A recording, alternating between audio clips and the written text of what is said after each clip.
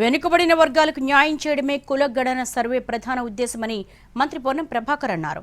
గతంలో సర్వే చేసిన వివరాలు బయటకు పెట్టలేదని తెలిపారు. కానీ తాము సర్వే వివరాలు బయటకు వెల్లడించినట్లుగా వివరించారు మంత్రి పొన్నం. సర్వే వివరాల ఆధారంగా వెనుకబడిన వర్గాలు న్యాయం చేయాలంటున్న మంత్రి పొన్నంతో మా ప్రతినిధి చారి ఫేస్ టు ఫేస్.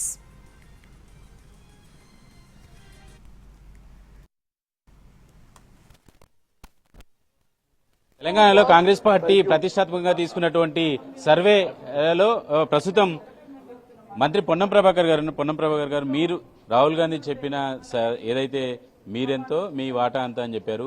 ఒక బీసీ మంత్రిగా, బీసీ వెల్ఫేర్ మంత్రిగా, ఒక బీసీ బిడ్డగా ఈరోజు 46% బీసీలని తేల్చారు. గతంలో 50% ఉంది అనేటువంటి చర్చ జరిగింది. ఎలా ఫీల్ అవుతున్నారు?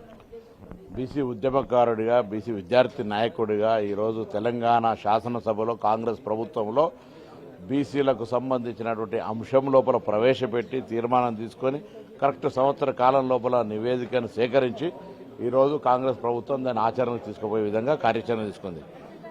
థ్యాంక్స్ టు కాంగ్రెస్ ప్రభుత్వం, రాహుల్ గాంధీ గారి సూచన మేరకు మా ముఖ్యమంత్రి గారు, ఉప ముఖ్యమంత్రి, సహచార కేబినెట్ అందరూ ఈ యొక్క అంశంలో పూర్తిగా ఇన్వాల్వ్ అయినారు.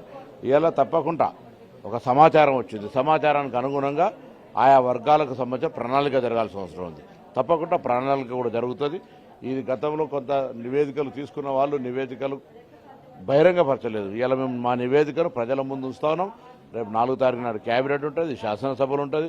ఈ రాష్ట్రంలో ఉన్నటువంటి ఏం జరుగుతోంది, ఏమున్నది, ఏం చేద్దామనేటువంటి అంశాన్ని కూడా అందరి దగ్గర సహకారం తీసుకొని చేస్తాం. ఈ యొక్క కార్యాచరణ జరగడానికి రాహుల్ గాంధీ గారు ఈ దేశంలో ఏకైక నాయకుడు.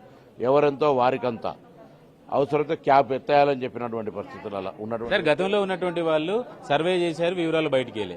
కాంగ్రెస్ పార్టీ సర్వే చేసింది, వివరాలు బయటకు ఇచ్చింది. కానీ దీన్ని ఇంప్లిమెంట్ చేస్తారా? 46% రాజకీయంగా వాటా ఇస్తా అన్నారు, బడ్జెట్ లో వాటా ఇస్తా అన్నారు, పదవుల్లో వాటా ఇస్తా అన్నారు. ఇది అమలయ్యే పనేనా కాంగ్రెస్ పార్టీలో? చాలా కాలంగా బీసీ ఉద్యమాల నాయకులు, మేధావులు ఈ అంశం మీద డిమాండ్ చేస్తారు. ఇలా వాళ్ళందరికీ ఒక మెట్టెక్కినారు. రెండో మెట్టెక్కడానికి కూడా వాళ్ళ ఆకాంక్షలకు అనుగుణంగా వాళ్ళ కార్యక్రమం కొనసాగాల్సిందే. ఐఎమ్ నాట్ సేయింగ్ దట్ అయిపోయింది, మొత్తం నివేదిక వచ్చింది కాబట్టి మీరు రిలాక్స్ కమ్మని. డెఫినెట్లీ నేనుగా కూడా బలహీన వర్గాలకు న్యాయం జరగాలనే ఆలోచనతోటి మా వాళ్ళకు రాహుల్ గాంధీ గారు చెప్పిన ఎవరెంతో వాళ్ళకంత వాటా జరగాలి, అందరికీ న్యాయం జరగాలి. ఎవరిదెవరు గుద్దుకునేది ఏం లేదు.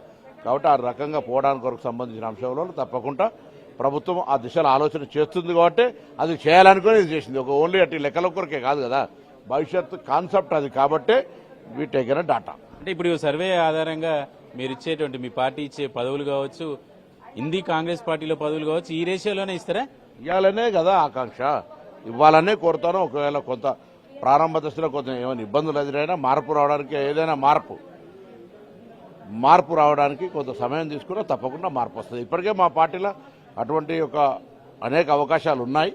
దాన్ని మరొకసారి ఈ లెక్కల ఆధారంగా చేసుకొని ముందుకు పోవడానికి అందరూ కూడా మానసికంగా మార్పు, ఎస్ ఇట్స్ ఎ ఫ్యాక్ట్. ఇది ఎందుకంటే ఇది అట్టిగానే ఒకరి రోజు రాలేదు. చాలా కాలంగా జరుగుతున్న పోరాటానికి రాహుల్ గాంధీ గారు లాంటి గొంతు కలవడము, ఉద్యమకారులు, మేధావులు, దీని వెనుక పనిచేసిన వాళ్ళందరూ కూడా ఇలా ధన్యవాదాలు తెలియజేస్తా ఉన్నాం. జ్యోతిబా పూలే గారి దగ్గర పెట్టుకుంటే అనేక మంది సంస్కరణల వాదులు, ఉద్యమకారులు, ఇలా ఈ స్పిరిట్కి కారణమైన వాళ్ళందరికీ ధన్యవాదాలు.